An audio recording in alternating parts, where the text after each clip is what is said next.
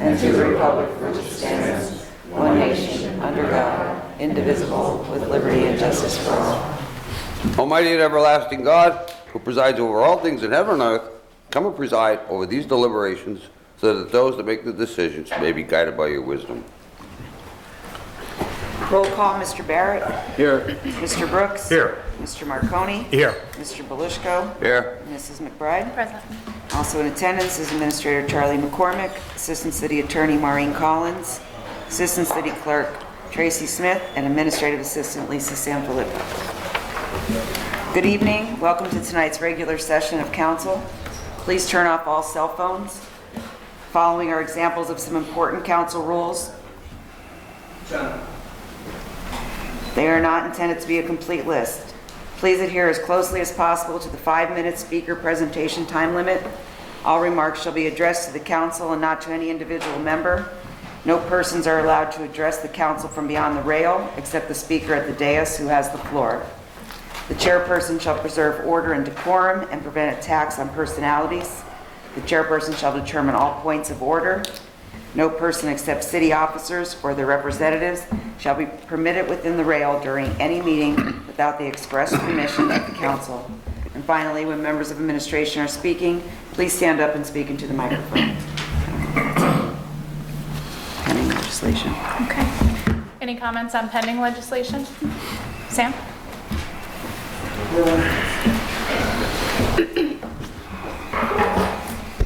Good evening. I looked this over rather quickly. I did see in the paper about the article concerning the transfer of the property that the mayor recommends on Monroe Street to this group, the United NEPA Alliance.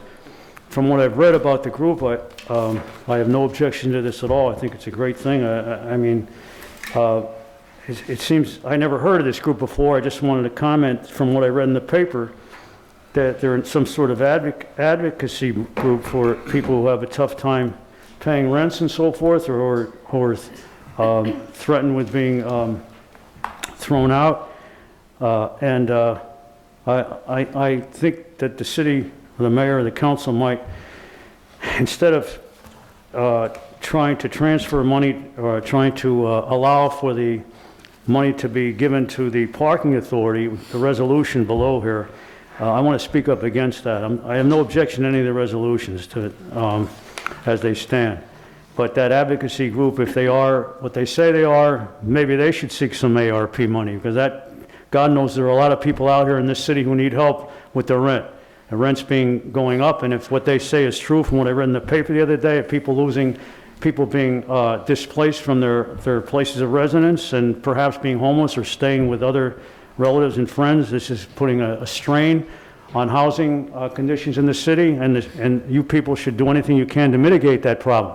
But on regard to the most compelling issue here, the resolution, I take issue with this, and I think council should either table this or vote it down, because I don't know if anybody else here would agree with me, but this money, this ARP money, I don't think should be used by the parking authority. First of all, if I'm not mistaken, the parking authority exists in its own right, has its own budget, and I understand that their revenues may have dropped precipitously over the last few years because of whatever reason, whether it's COVID or just fewer people parking there. What is the city going to get in return if this thing is passed? That's the bottom line. If the city would receive, I have the feeling this ARP money is going to be used only for the city itself to improve, in general, to improve the quality of life for the citizens in this city, whatever reason, whether it's infrastructure or, whatever, that's what it's meant for, and to some extent given to nonprofits, although I'm not in agreement with that. This group, the parking authority, to take this ARP money and divert it for the replacement of 5 elevators, I don't think is proper and just. I would hope that the council would vote it down, unless, as I said, the city might get perhaps something in return, some sort of lien. I don't know if they would get a lien. I guess that wouldn't come up. But maybe be able to own some of the parking space in the facilities that the parking authority manages and maybe get some revenue from that. I can't see just an outright, I mean, we don't know really, I guess the books can be checked, you know, to some extent, but they have a lot of other expenses and administrative costs, and I guess some of that money will be going to that. There should be a more, I mean, it's hard to believe, I guess they did have an estimate on the construction there of the elevators, but $1.3 million seems rather high. I think that, you know, just because the parking authority is suffering from financial problems, financial woes, why should the ARP money be diverted for that purpose? I mean, if somebody can, you know, come and counter my argument, I'm an open-minded person, I'm objective. But I can't see how the public in general and the taxpayers are going to benefit from this.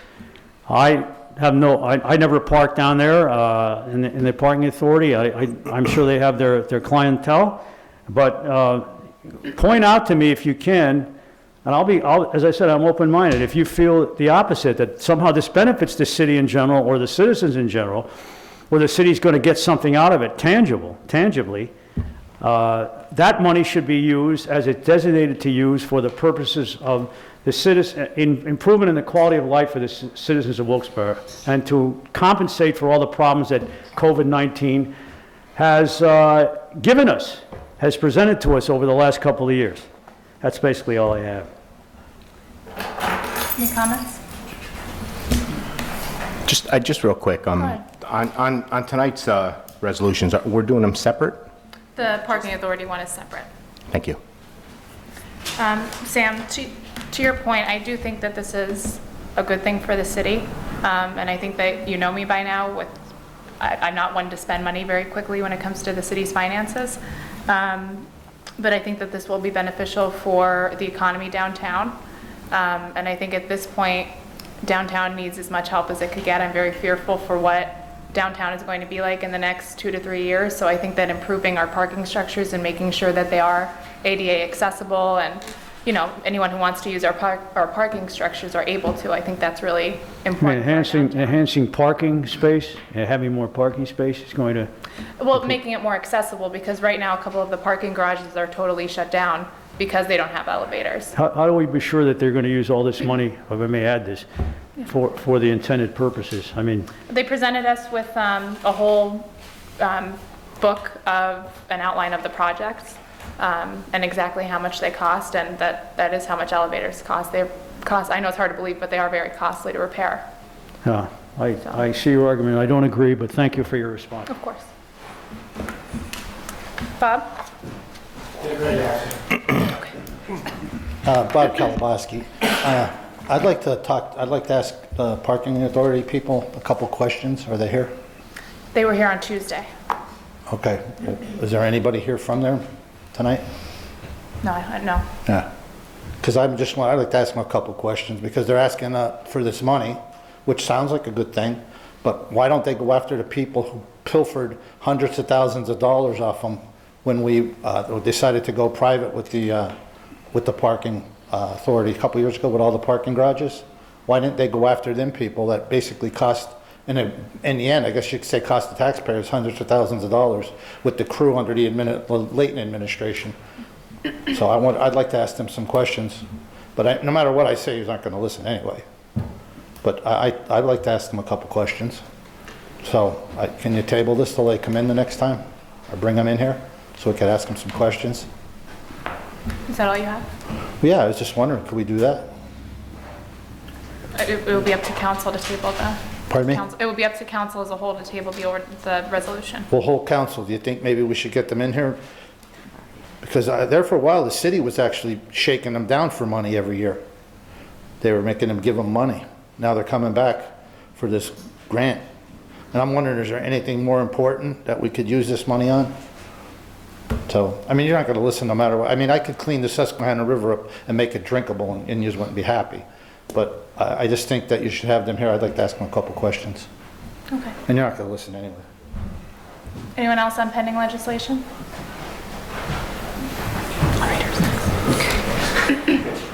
Hi, everybody. So I would like to echo some of the sentiments of Bob and Sam regarding this resolution for the $1.3 million for parking structures.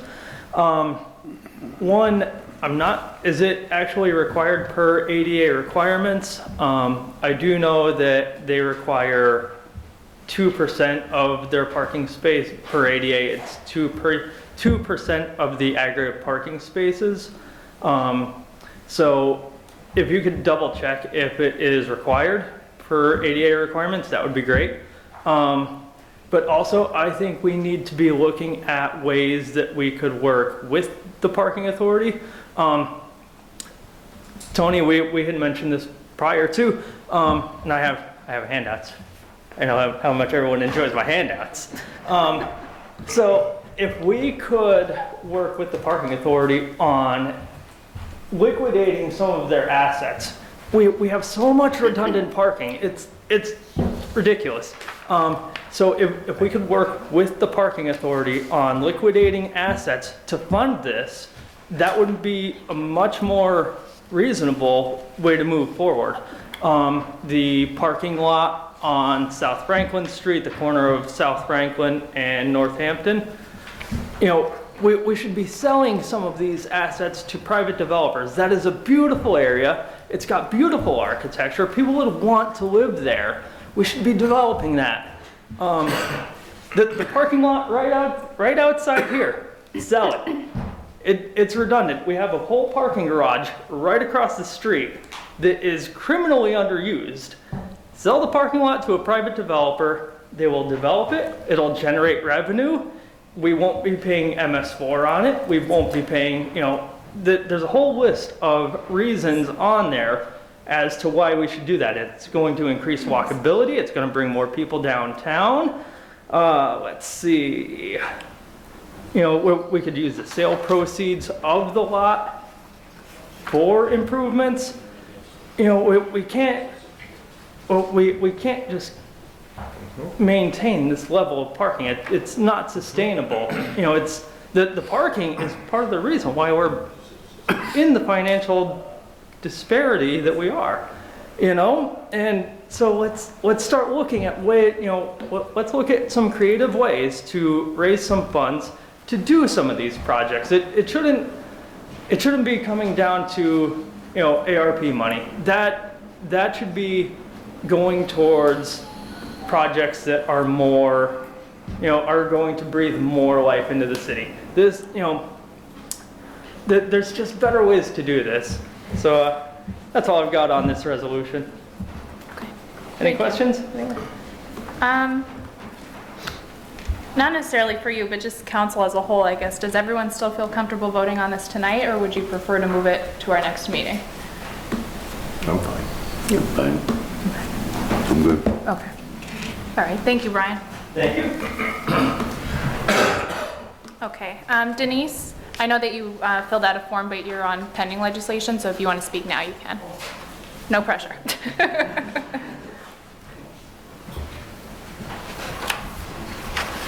Good evening, council.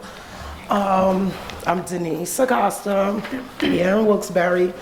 I just want to say to each and every one of you, I know y'all haven't seen me in a while, but I've been looking at all of y'all. Okay? I wanted to say thank you to each and every one of you.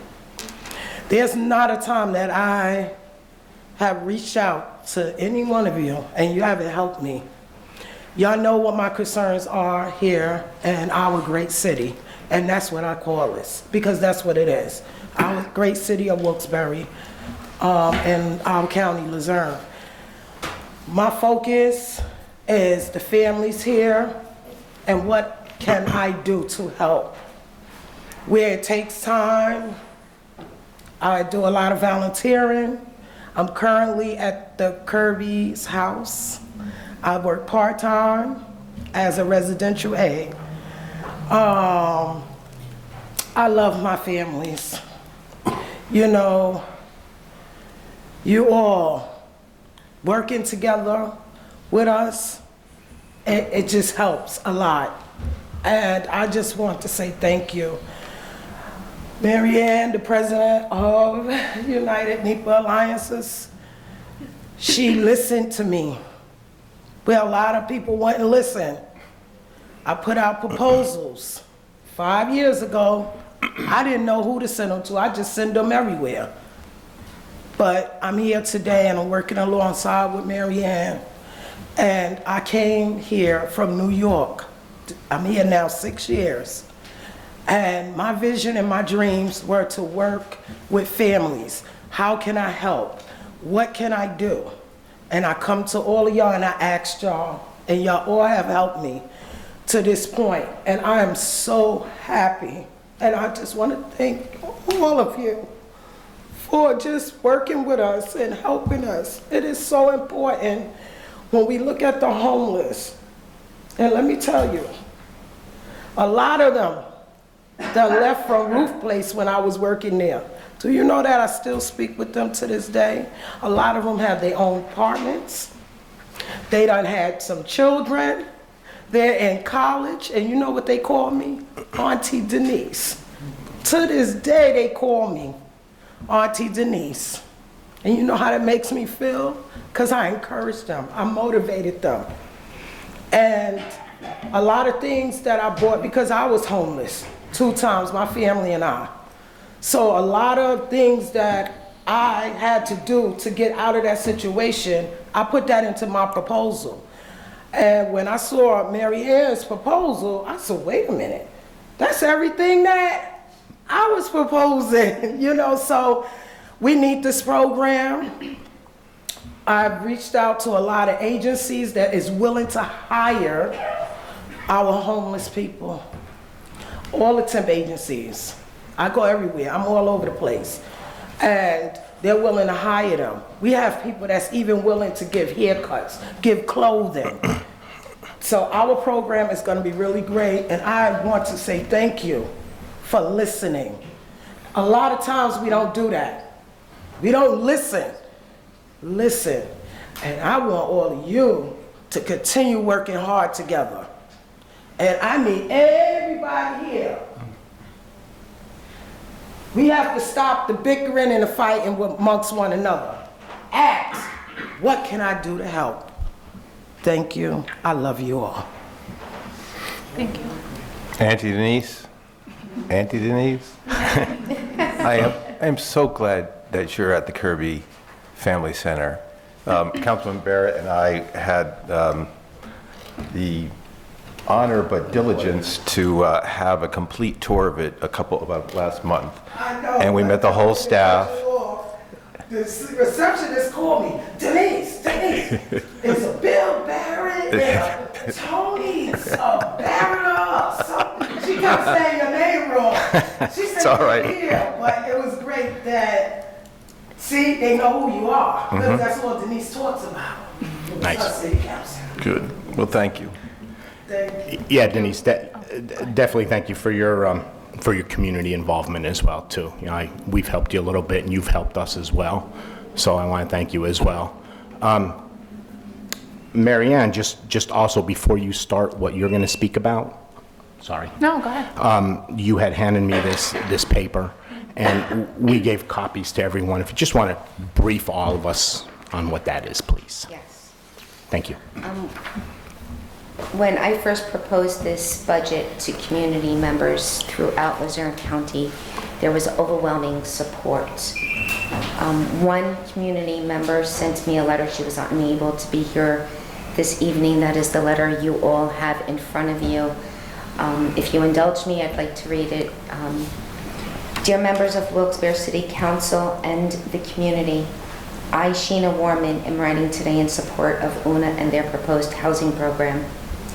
For approximately 2 years, I've been running a Facebook group that has put me in touch with numerous nonprofits throughout our area and some of our most despaired residents.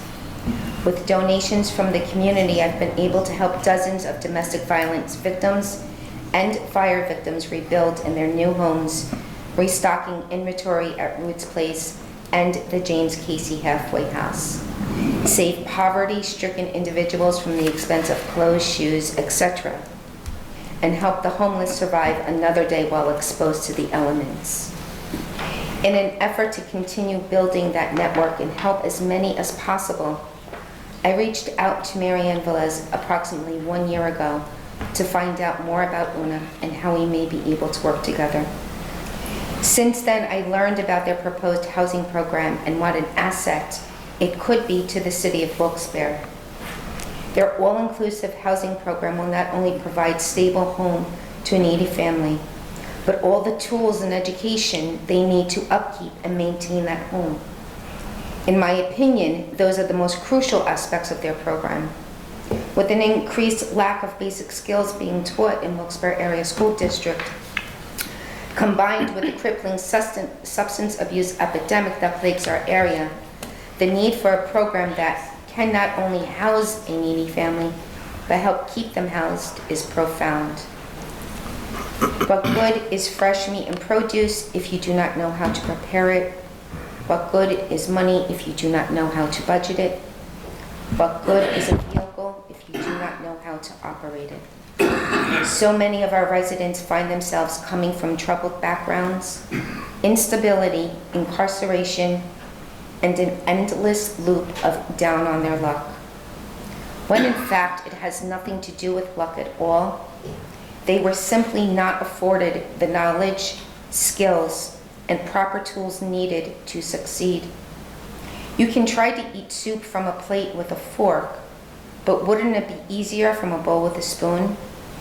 With the right tools, we feel more accomplished, more confident, inspired, and motivated to continue moving in that direction. I am hopeful that Una will not only have the opportunity to pilot this program, but to continue to grow and become a prominent source of change for the Wilkes-Barre area. I second that. I am also looking forward to continuing my relationship with Una, sharing my personal knowledge and skills, my donations with their participants, and my ever-growing list of contacts to help meet their needs. Together we can accomplish great things. She is one of the many people who have reached out to us in support of this program. I've been overwhelmed since it's hit paper. My phone and email has not stopped, all with positive feedback coming from the communities. I'm overwhelmed with the support, and I'm overwhelmed with the support from the council as well as the mayor and the solicitor. Whatever your decision would be tonight, please know that I am grateful for the opportunity that you presented us. Thank you. Thank you. And thank you both for, you're both making tremendous change in our communities. And I think, Marianne, in your proposal, you had a quote, something to the effect of the people who make change are the ones who are crazy enough to try to make the change to begin with. Right. And I just want you both to know that you're doing more for our community than any government can or will. And you're making a really tremendous impact on our community, so thank you. Thank you. Okay, anyone else on pending legislation? Mark? Mark Schaefer. I just wanted to repeat that I also think the United NEPA Alliances program is a good idea, and anytime you can turn a vacant lot into anything, let alone something as valuable as temporary housing, job training, everything that they plan on doing with it is immensely valuable. I wanted to disagree with some of the other people who've spoken that I do think that the funding for the parking authority to upgrade their elevators is a good idea. I know Brian will have an aneurysm about parking, but I know that as someone who does like regular canvassing, issue canvassing, all kinds of stuff in the neighborhoods, people do talk about parking downtown and it being a problem, especially older disabled people.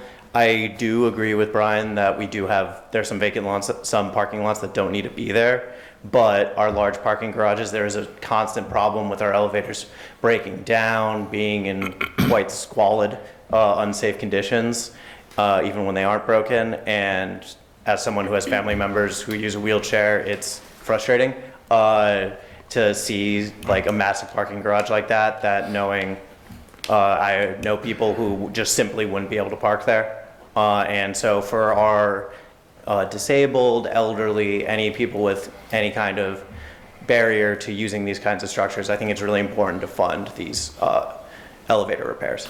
Thank you. Anyone else on pending legislation? So we're going to take a vote on the consent agenda, which consists of 7 resolutions and the minutes. It's the addition of that property on Monroe Street is on there also. So we need a motion and a second. Motion? Motion by Mrs. McBride, Second. second by Mr. Barrett. Roll call, Mr. Barrett? Yes. Mr. Brooks? Yes. Mr. Marconi? Yes. Mr. Belishko? Yes. Mrs. McBride? Yes. And then we have one vote on the resolution regarding the parking authority. We need a motion and a second. Motion. Motion by Mr. Belishko, Second. second by Mr. Barrett. Mr. Barrett? Yes. Mr. Brooks? Yes. Mr. Marconi? Abstain. Mr. Belishko? Yes. And Mrs. McBride? Yes. That's all the business I have. Council presentations, Mr. Barrett? Just one thing since Tuesday. Yesterday I was exiting Route 309 at exit 2, which we're all familiar with that and what's been going on there. And I was attempting to make a left turn going towards Parsons and Miners Mills, and there's a car in front of me. There's a motorist in front of me that was trying to do the same thing. And got out there and got stuck with nowhere to go, blocking the southbound lanes, unable to complete the left turn because there was traffic coming from the right. I didn't want to say her, but it was a motorist. But anyway, got stuck there and traffic came to a stop, and fortunately somebody stopped and let her continue to make the turn. And I looked at what was done since John and I and others have been looking at this situation there, and there was a study that was commenced, and subsequent to the study, PennDOT replaced the stop sign post with reflectorized signs. I don't know if you noticed it, John, it's a very subtle change there. Yeah, yes. They have the reflectorized strips, and that's basically what was done. But it's not enough. It's really not enough. We've been on this, and been on it again, and we'll stay on it. They put a traffic light temporarily up there to facilitate a detour that was going on there. And as soon as the construction was done, after a few months and it was working well, they took the traffic lights down. And this was their answer, to put reflectorized strips on stop signs. Well, you know, that's not going to do it. That's not going to. Unfortunately, there was a fatal crash there a year ago and some other crashes and near misses. And it's just a very, very dangerous situation. And I just cringed when I saw that poor person stuck out there in the middle of the road with nowhere to go. And fortunately, some other people saw the same situation and stopped to let them continue safely out of there. I don't know what we're going to have to do, but we're going to continue on this, and we're going to continue to push on this and take it as far as we have to, because it's really, I mean, anybody can see it's a dangerous situation, and we see it time and time again, and a lot of people actually avoid that area for that very reason, just so they don't have to try and come out of there and make a left turn. People coming from the west side and trying to make a left turn. Yeah, it's great at 10 o'clock in the morning, 11 o'clock in the morning. Try doing that at 4 o'clock in the afternoon. It just doesn't work. So, and the sad part is there was a traffic light there. There was a traffic light there, and we came along and took it down. I don't know. I don't understand it, but I just wanted to bring it up again. We have a new senator that covers this particular area now. I think we need to keep reaching out, John, you and I, and work on this, and forget about the district thing. We just need to. We know that something up in our area that's really. Yeah, I agree wholeheartedly with you, Mr. Barrett. Everything you said. 10 o'clock in the morning, it's not a problem. You know, 4:30, 5 o'clock, it's a nightmare. It really is. It's a place to avoid at 4 o'clock. You'll just take so much time to get across, and thank God no one got injured when you were witnessing that, but we just got to do something. You know, like I said, we need to continue moving forward with that, because it is very dangerous there. And on a lighter note, Monday, Memorial Day, Veterans Day Parade up in Parsons Lions is a Memorial Day Parade.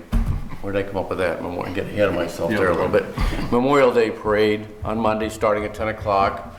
Starts at the Anthracite Cafe and goes around, and and up George Avenue and ends at the old firehouse on Scott Street. So if anybody's able to make it, that would be great. So, thank you. Mr. Brooks? Yes, I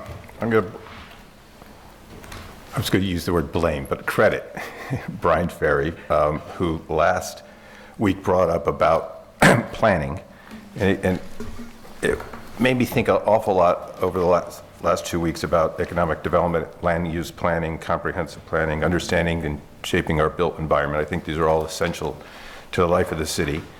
And being an archivist for the last 20 years, I don't throw anything away. So I came across a brochure that we did back in 2006 for planning. And what I would like to call upon the mayor to do is, we need a new plan. This particular plan, I'd like to see one citywide. This one, it happens to be only downtown. And from a positive standpoint, there were 29 planned projects on this map. All but two have been done, and this is 2006. That's pretty good. 29 what? I'm sorry. 29 projects. All but two have been done, and some of them turn out a little bit differently. Like, so for example, it says in here, restore the train station. Didn't say that it would be, here it has use as a regular train station, but of course we're using it now as the Home of the Visitors Bureau. But this done throughout the city. A really comprehensive economic development, land use plan. So for example, Brian, you put a red box around the lot that I'm always talking about. So we sit down, let's say it's an economic development director from the city of Wilkes-Barre, sit down with the parking authority and say, you know what? A study proves that this 25 parking spots right up at the corner of South Franklin Street can without a doubt be 5 townhomes with parking in the bottom. Parking lot off of Hazel Street, much better as, I'm just throwing it out there, a gas station. I think we have too many gas stations in Hazel Street, but you know what I'm getting at. What is the most economic use of that land, the most viable thing that the city, the chamber, state agencies, Office of Economic Community Development can come up with and prod along so that we make best use? Because we all know as a third-class city, we're trapped on our taxation. We can't tax commuters. All we can do is develop the land better, promote jobs who are paying wages. And this, so there is a Citizens Advisory Committee in the Planning Department. It's on the books. Sam Troy, you've brought it up many times, but it's on the books. It's related to planning. It's per neighborhood, so 16 people per neighborhood. I think comprehensive planning should also be grassroots and on up, not just professional planners telling people what to do, but a two-way street, right? And so I urge the mayor to fill that planning committee and recruit people like Brian Ferry and others to do a comprehensive economic development and land use plan, work with the land bank, our new land bank, and how that will work within that whole process. But there is a committee on the books, and I hope the mayor will fill it and work towards an economic comprehensive plan. Thank you. Thank you. Mr. Marconi? Yes, I do. A few comments and a few questions. Mr. McCormick, I spoke to a resident today. She was speaking to me about Madison Street. She had spoke about that the college kids are leaving now, and just that the street between Beaumont, probably about halfway down to North Street, it's really, really bad. It's littered with cups, bottles, garbage. I did take a ride up just to verify it, and it really was, it was bad. I'll tell you what will fix that problem real quick. If we can get the vehicles off the street, Charlie, and run a street sweeper down, it would be done.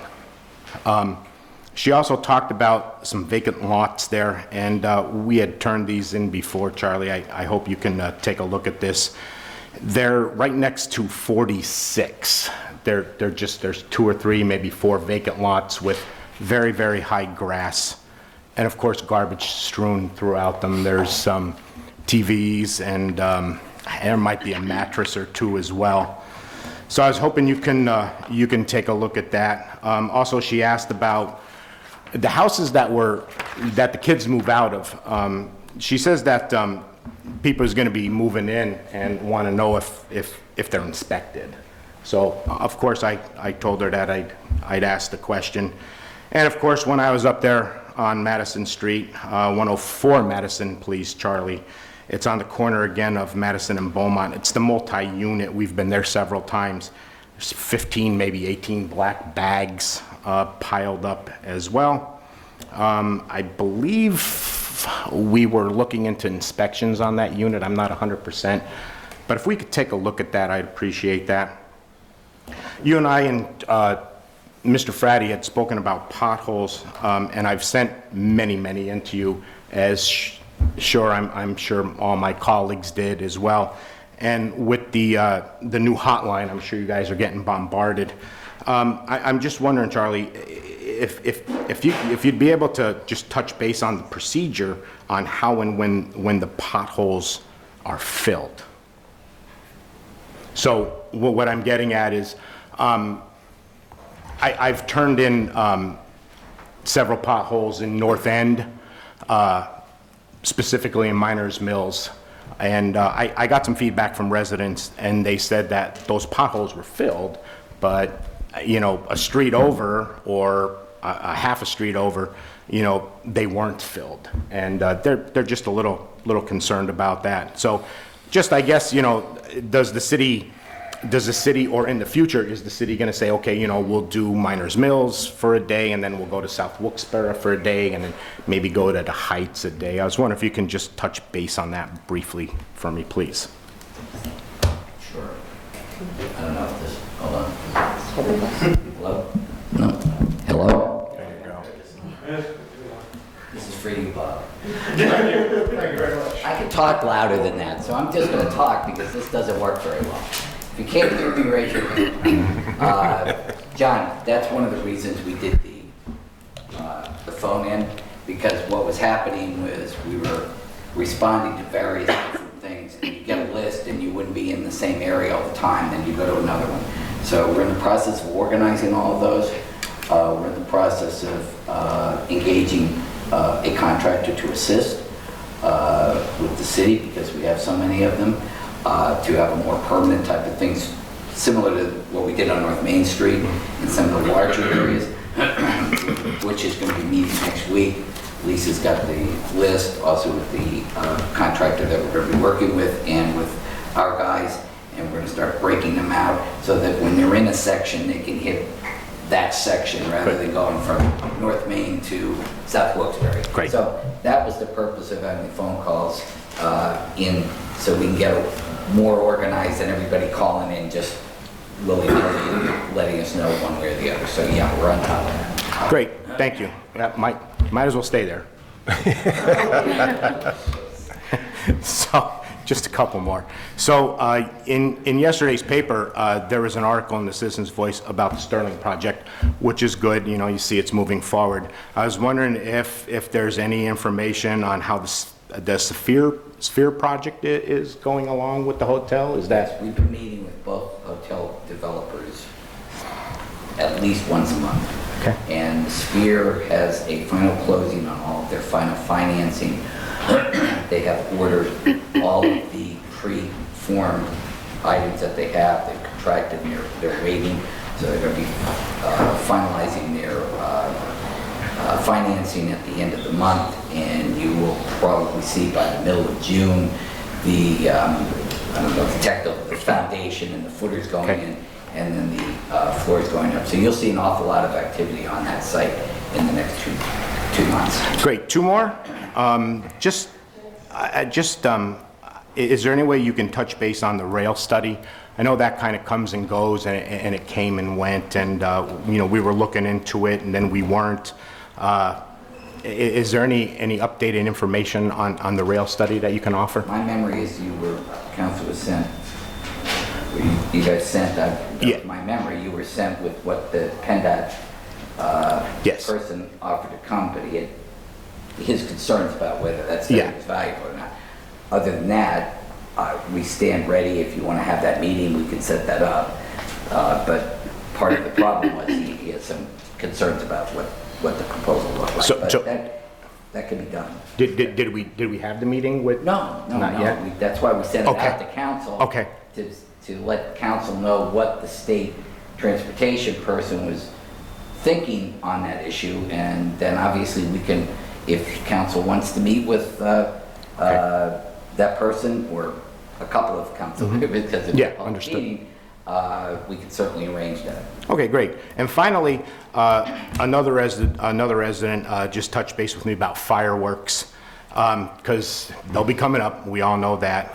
Just wants to know if we can get, if we can put the guidelines maybe in the paper again. Is that possible? Yeah, no problem. We'll do the same thing we did last year. We'll Okay. be able to put that in. I know the chief, we started the discussion with the chief. He's going to have his, patrols and Yes. things like that, that we did last year. We'll continue to do that. So we've had light conversations, but that doesn't seem to be a problem. I wouldn't have a problem. Okay, great. Thank you so much. Yep. And that is all I have. Thank you. Mr. Belisco? Charlie, I just have one small item. 174 Wood, very high grass, couch in the yard, and just pure, a mess. Couch in the yard. 174. Thanks. That's all. Okay. I have a couple things, Charlie. The second half of the American Rescue Plan funds, have we received them yet, or are we on track to? We are. The site was opened about 2 weeks ago. And of course, then 2 weeks you couldn't get into it. But other than that, and they changed a bunch of designations, but that's federal stuff. They're supposed to be issued out a year after the first. I don't have the exact date in June. My memory was about the middle of June. So that's when it should be distributed out. Okay. And then, hold on, let me just write down what you said here, so I don't forget. I know that tis the season for high grass and weeds again. Is there any possible way, I know that it's been discussed before, if we could have code enforcement officers, quote unquote, patrol these properties that are repeat offenders? Well, Okay. we have the two new ones that, we've got different people now because we've got some employment changes in the office. Sure. And I've already had a meeting last week with them saying, look, once we get through Memorial Day, I'd like to do a couple days a week, have somebody designated, maybe two areas and drive around and visual. We're already starting to get that. I had two that came in from somebody who's out there. So while they're driving around going to someplace, I want them to, if they see something, stop, write it down, and get it listed. So that's starting to happen, but we'll have it more organized. Okay. Memorial Day. And then the corner of East Northampton, South Mead Street, they're installing stereos again in the cars on the road. East Northampton, South Main. South Mead, South Main. yeah. This is an ongoing issue, as you're aware from last year. I know. And you're sort of in a fudgy area there. I understand people don't like it, but I'm in a fudgy area. But I will have somebody up there and talk with the guy again. Yeah, well, there's a couple concerns. I mean, number one, they're not just installing the stereos on the road, but they're also playing the music to test the stereos. Right. So that's loud. And they're also blocking parking spaces with all the vehicles that they are installing the stereos in on that road, and parking's tough on that road anyway. Yeah, I remember we went through this summer, and then died down after we talked. It did. I think Rob has a relationship with the guy, so I think if we just get up and reiterate again, I think Okay. I'll get him out. I don't know if I'll get him tomorrow, but clearly Tuesday I'll get him out. Okay. And then the lot.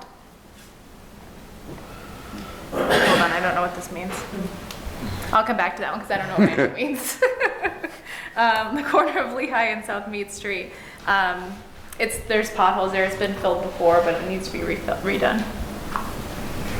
Lisa, you want to put that in too? I'll double check it too. Then when I figure out what my other, now I know. Okay. Park Avenue Towers. On Park Avenue, it's that complex. The lot next to it, it has very, very high grass. I know I turned it into you.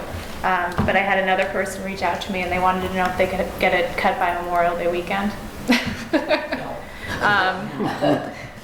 And I understand Yes, tomorrow we have fewer people in than out. Is that a city property?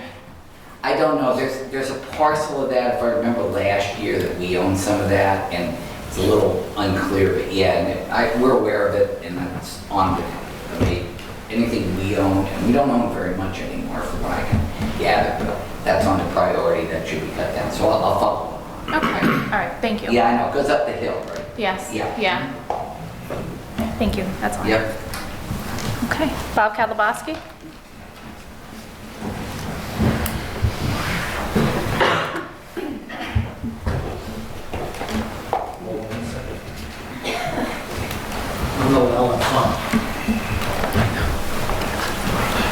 Bob Kalabowski. I'm back once again with our city council. And, you know, Beth, I'd like to ask you to, when you have time, to go on my Facebook and look at the pension board meeting that I attended. And I would like to get this wrapped up about this part-time service towards a full-time pension. And like you said, you just made a statement a few minutes ago. You said you watch how the city spends money. If that's true, we can end this right now by you giving up your $30,000 a year health care. Mr. Marconi with Bob, his... you have to address council as a whole. Well, Ms. Collins, I was thrown out of here last week. I have my constitutional rights to come in here, and I tried to warn them. You can't do this. I am trying to ask council and point to the taxpayers who are watching this meeting. Now, just so you know, Ms. Gilbert, Mr. Belushko had me removed out of here. Violated my rights. And Ms. Collins, you better sit down with Attorney Henry and warn these people. People have the right to come in here and talk. And I'm trying to make my presentation. And am I wrong, Ms. Collins, by what I'm saying? Mr. Marconi, you're getting $30,000 a year for health care. Your wife is on workers' comp. With your salary and plus the insurance, you're probably getting almost $50,000 a year. Ms. McBride, same with you. Same with you. And I want to bring this to an end, because it's not right. And I have the right, Ms. Collins, do I not? And you better tell them. I have the right to come down here and talk. That man right there, Mr. Belushko, had me removed from this meeting by merely trying to warn them that I have my rights. What I was trying to do was bring out about Mr. Barrett. Mr. Barrett said 6 years ago that he would help us look into this, how do you count part-time service towards a Bob, full-time all you pension? need to do is just address council as a whole. But That's I'm trying all to, that you need to do. Ms. Collins, I am trying to bring out my presentation so the taxpayers could see it. Mr. Barrett said 6 years ago he would help us look into this to get this taken care of, and he hasn't done nothing yet. It's just not fair. It's not fair for Mr. Brooks to be taking this buyout, giving the money away. I said to address council as a whole. And if you I can't can't, follow the rules of council, then you're stop going my to- time and explain to me, I'm not going. No, I am, Ms. Collins, tell them they're violating my rights. How am I supposed to talk to the council as a whole when I'm trying to bring you, I'm not going. I'm not going. So you need to relax. Just Well, calm down and talk to them as a whole. That's all she's asking you to do. All right, somebody explain to me, how do you talk to them as a whole? What I'm trying to bring, Address the group. There's All a right. group of them there. Okay. Address them. Stop addressing them by name. okay, whole council. What I'm trying to bring out is you, Mr. Marconi, with your Bob, 30,000. do not use individual names, just address council as a whole. That's all I'm asking you to do. Ms. Collins, how am I supposed to get this out to the taxpayers about all this health care? She just made a statement a little while ago. She said she watches the taxpayers' money, but yet she's clipping us for $30,000 a year for health care, plus insurance, plus her salary. And I think I found a way to do something here, because Mr. Barrett said 6 years ago he would help us. Here's what I want you to do. I want this council, whole council, to make him our liaison and let him look into this. Let him go to the Auditor General's office. Let him go to somebody to find out, because nobody, I was here for 14 minutes trying to find out how, there was a fireman sat right there, 39 years of service. Another guy, 24 years of service. A police officer, 21 years of service.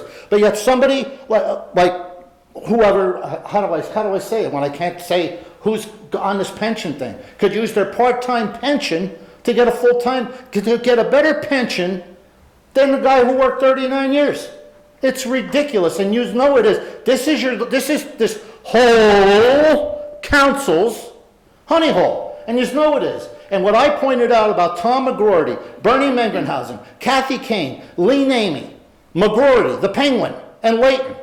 Beth, did you ever go and take a look at what their pension is? Yeah. It's ridiculous, isn't it? Could the Gilbert Foundation or Gilbert Garage or the Bullishko Garage, could they afford to do this? Where you get a guy to work part-time and you do that, next thing you know, he gets the job as a supervisor, works 4 or 8 years, and gets a better pension.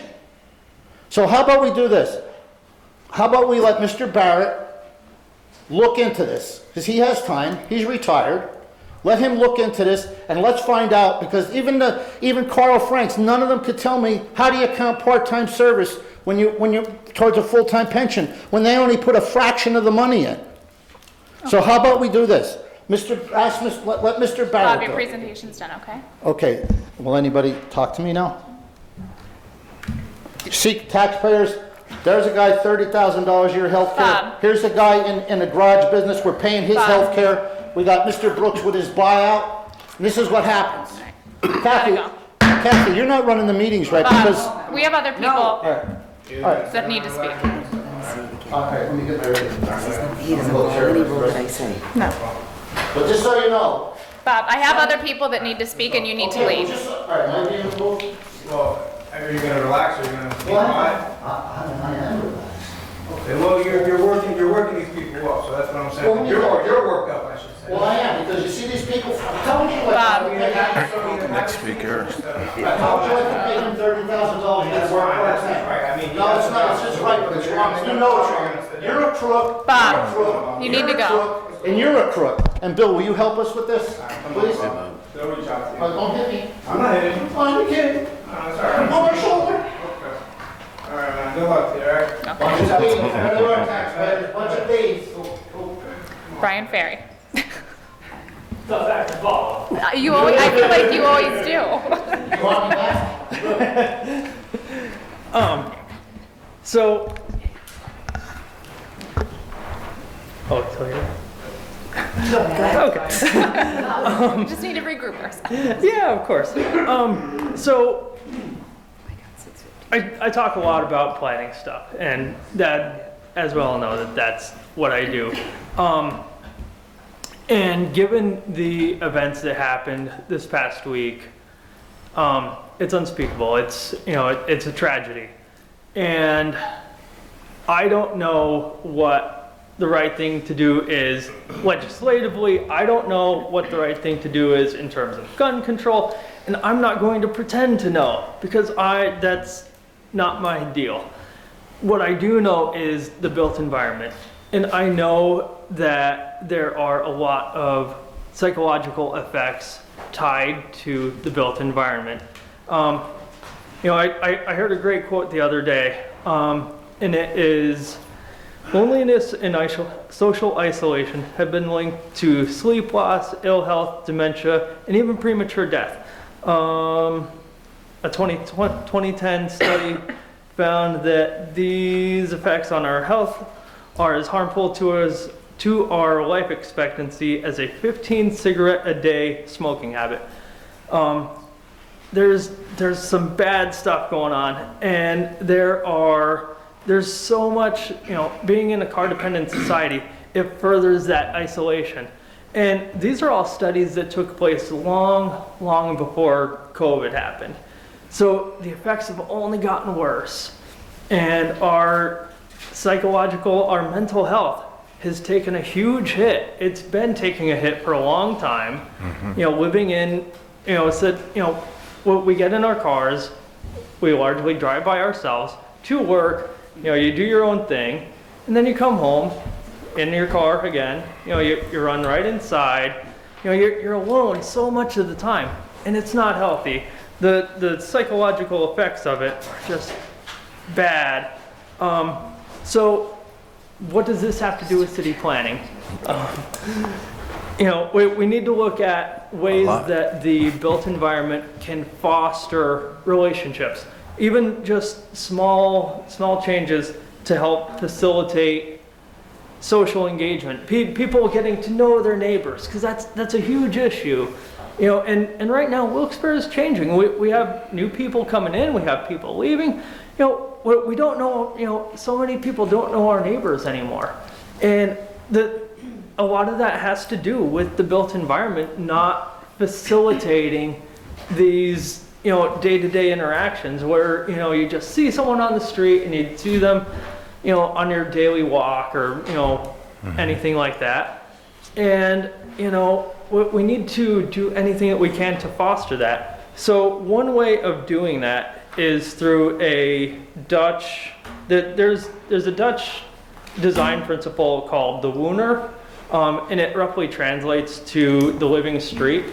So you take, you know, you take a street and you completely redesign it so that it is not entirely, you know, it's not two traffic lanes and 2 parking lanes. You know, we have so many streets that, you know, are just poorly designed, and they don't need to be.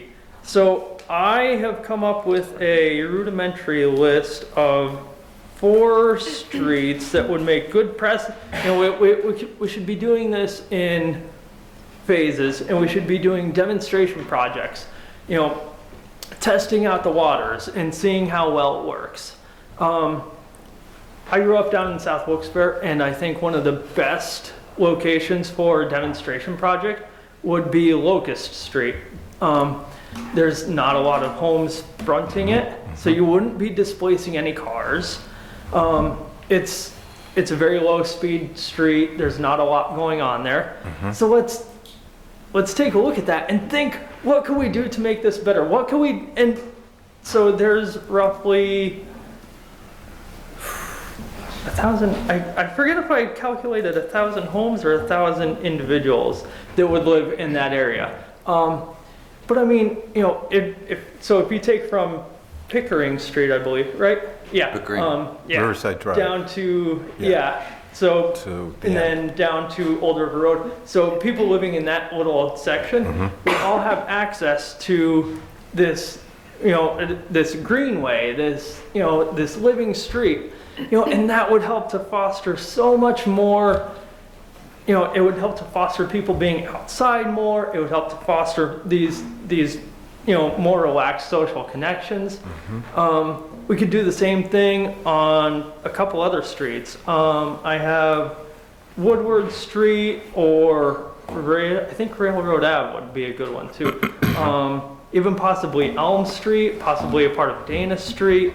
You know, just looking at streets that, you know, that there's not a lot of cars parked. So what can we do to enhance these streets to make them better for our citizens? Brian, keep coming. Doing this. So we're doing this on Hazel Street right now. Right. Doing a whole survey and a whole plan, and with businesses, residents, and all that want to do. Now that's a neighborhood business district, but these green streets in other spaces of residential is just as equally important too. Right. I don't have them done, but I'm working on some renderings. When I get those done, I will send those out to you guys. And some precedents, because I know it's hard to like visualize what I mean sometimes. So Brian, even if you email us this information, that was just a thought, you know. Yeah, that's or bring it to council. But I'm just saying, you know, if you want to email it to us.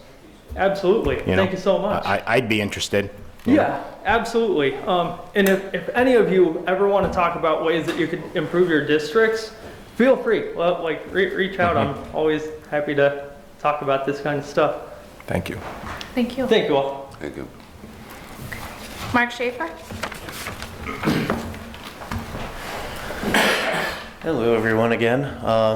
I wanted to come to council as representing my group of people that do cleanups in the city, Wilkes-Barre Worker Bees. I've reached out to most, if not all of you on city council already, in conjunction with Keep NEPA Beautiful and the PA Environmental Council. We received a grant for a couple $1,000s to buy trees to plant around the city. and we're looking for locations. We're taking suggestions. I spoke to the mayor, and he suggested asking council, making sure that they're distributed throughout the city, because our claims are mainly focused the area that me or members live, and I don't want to go plant 20 trees in one neighborhood. I'd like to spread them around the city. So if any members of council have any particular spots, a park that you think needs them in particular, we were thinking in particular parks and community areas. The grant specifically mentions parks, but it also mentions waterways, because a major issue with that trees can help solve is both erosion and like trash just flowing into your rivers. So instead of it just rolling down a hill and going right into the river, it could get stuck in the weeds, it could get stuck in a branch. And while that's not pretty, it's better than it being in the water, and it's easier to come around and just snag it out of a branch than to fish it out of a stream. So like I said, we're looking for locations, in particular parks, streams, anything like that. Something that Brian talks about a lot, anywhere that's large, open, without shade, because it creates a, what's the term I'm looking for? Urban heat island. Urban heat island. That was specifically in the grant. That's why I was trying to remember it. So those are the kind of things that we're trying to focus on in particular. There's the park on Hickory Street. I was going to reach out to Butch tomorrow about it, because it's a big open park, but it's grass and there's no trees. There's a swing set, there's all that stuff, but there are no trees. So it's a lot of sun. And even if I'm just thinking, like, if I was bringing a kid there, I wouldn't want a kid playing in a park that had no shade all day. That sounds like it would end badly. But yeah, so that's what I wanted to bring up. One other thing I wanted to say, during our cleanups, we noticed, this is more a question for the administration, I know the mayor's in here today, we focus on grates a lot and cleaning out the grates. I was wondering, that new grate suctioning machine seems to be very effective. I was wondering what the protocol was for like going out and using that to clean out the grates, because when we clean them, we can get off the top, but obviously we can't dig open the grate and get in there and get what's underneath. So for council, if you have any locations for the administration, that's my question. Thank you. Mark, just quick, thank you for reaching out to me on that. How many trees do you plan on doing? A lot. 20, 30, more than 100? That is a minimum. Okay. Because we did get a few $1,000s, and the Pennsylvania Environmental Council folks say they can get a tree for like $40, $50 each. So thousands of dollars, $40 each, that's a lot of trees. And who's going to help plant them? Oh, so our volunteers are going to do it. Just- Yeah, and we're going to reach out to the Pennsylvania Environmental Council, has some volunteers that they can bring as well. Because we have our regular group of like 5 or 6 people that are pretty much always there, but whenever we plan on whenever we're doing a tree planting, we're going to do aggressive like phone calls, emails to try and really drive out volunteers. Thank you. Yep. Mark, talk to the Diamond City Partnership, because we've been putting trees all downtown. Yeah. And of course, anywhere that you see a empty tree spot and they didn't pave over it, that's a candidate. Okay. So talk to Diamond City Partnership for downtown neighbors. Do tree lawns qualify? I'm not sure. I'll have to double check, but you can tell me and I'll look at it anyways. So the section of South Sherman Street between Lehigh and Metcalf, there are no trees Gotcha. at all. And I walk there every day and it's horrible. South Sherman Street between Metcalf and what? Lehigh. Okay. Yeah, it's just I don't know. I don't know why people don't want trees, but Good. I think it would look a lot better if there was trees on that street. Yeah. Okay. And then in terms of what'd you call it? I don't know, the grate cleaner, the grate suction thing. Vacuum truck, that's There it. John's favorite piece of machinery in the city. I've heard you talk about it before, so you should know. You wanted to know the process as far Yeah, as if there's bringing any. something in? Basically, I'm asking the same question that John asked about pothole cleaning, if there's a similar thing for the grate suctioning. There's, yeah, okay. They're working up from, right now, they're working up from South Wilkes-Barre up, because last year we started from North Wilkes-Barre down. And they'll be working. They'll have the whole city will be graded out, and attempt to get to every street. Okay. 600 of them, but, Yeah, there's a lot of grates. And the sanitary authority has been helpful also. Is it sanitary authority too, yeah? They come and they clean out the grates, the larger ones. So we'll eventually get there, but they fill up again pretty Yeah. a lot. That's part of that infrastructure that we're trying to do when we do streets. Yeah. The phases. There's a lot, even though you can clean it out, a lot of these pipes are all crushed under the Yes. roadway. And Yeah. they'll just fill up again in the winter, and then you're back to the same places all the time. So. Thank you. Thank you. All right. Thank you, everybody. All right, Sam Troy? A few things as usual on my plate. Charlie, I just wondered, since the mayor's not in attendance, if you would, he doesn't seem to want to communicate with me. I just wondered if we ever got a plaque for that tree we planted on Public Square to commemorate the, I don't think we did. Last I looked, it wasn't there. And he consulted me on what words we would put on there, and we talked about it, but then he fired me, of course, from the tree commission, so I don't think the idea ever came to fruition. But the tree is in pretty good health on the square, and we could use some kind of plaque for that to, as I said, since the healthcare workers gave their all to fight COVID, I mean, some small token of their commitment and service.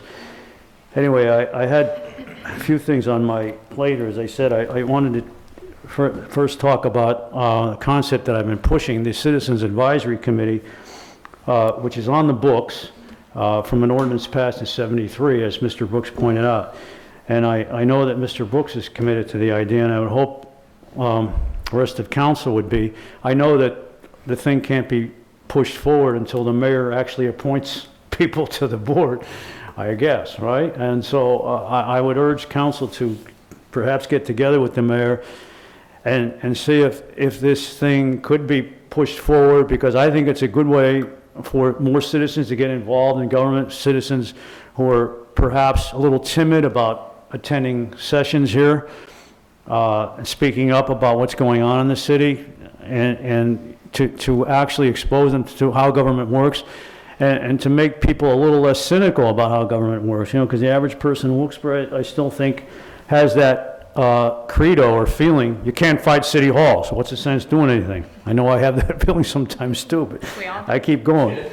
But anyway, and then the parameters could be defined in terms of what, even if it's some small, just token agreement, a token discussion or agreement that they, I don't know if it's, I don't think it's defined in that ordinance, what exactly the function of this board could be, but that could be obviously worked out. I would hope this concept could move forward because, as I said before, Ms. Gilbert and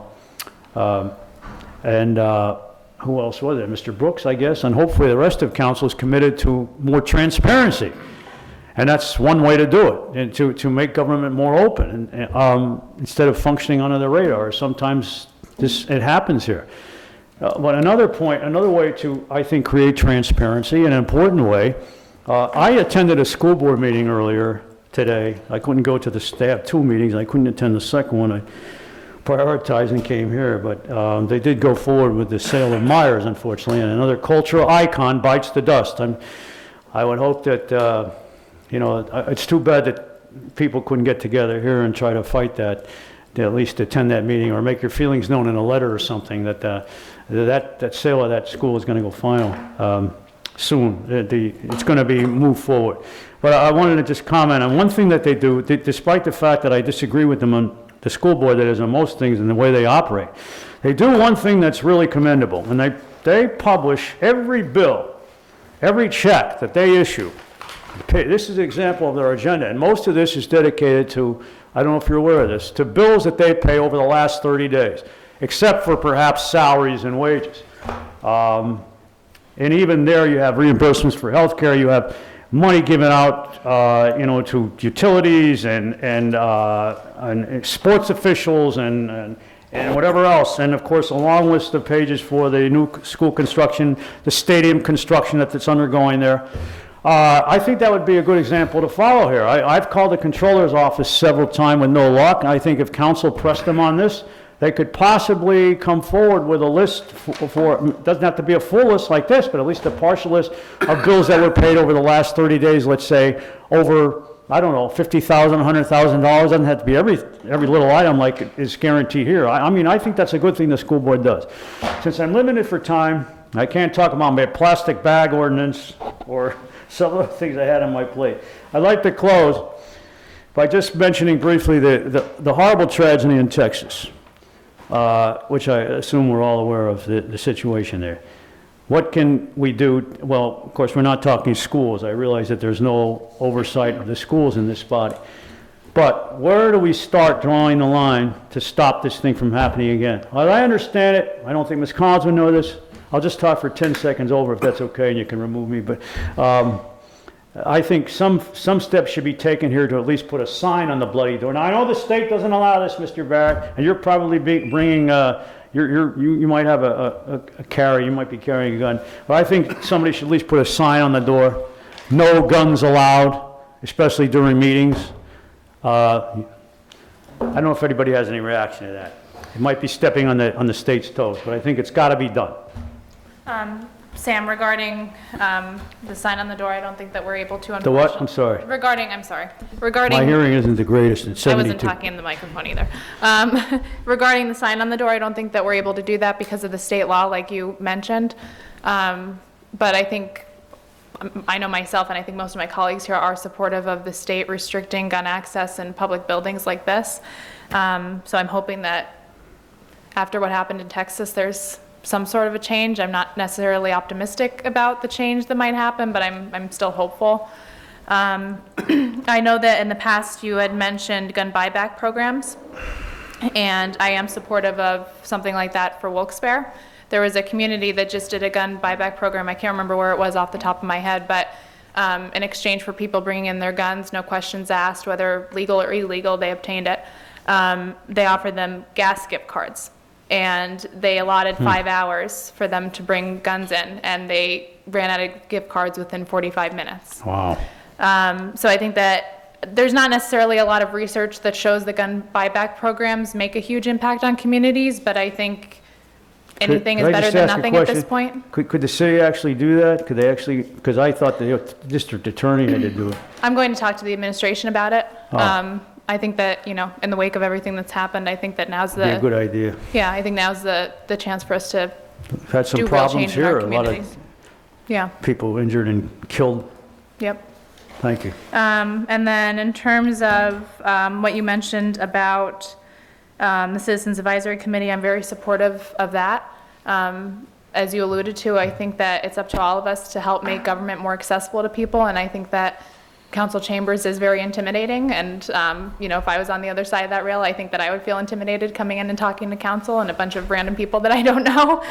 So I think that giving people the opportunity to speak amongst each other, to brainstorm and come up with different ideas that we could do in our community, I think is a great thing. And if the mayor brings it forward, I will definitely support it as far as appointments to the board. And then in terms of what you mentioned about the school board showing all of their bills, I'll speak to the controller's office to see if there's anything that we could, if we can mirror that. That'd be a great thing. Okay. Anyone else? Okay. Thank you. You very much. Anything else for the good of the order? Nope. Okay. Motion to adjourn? Motion.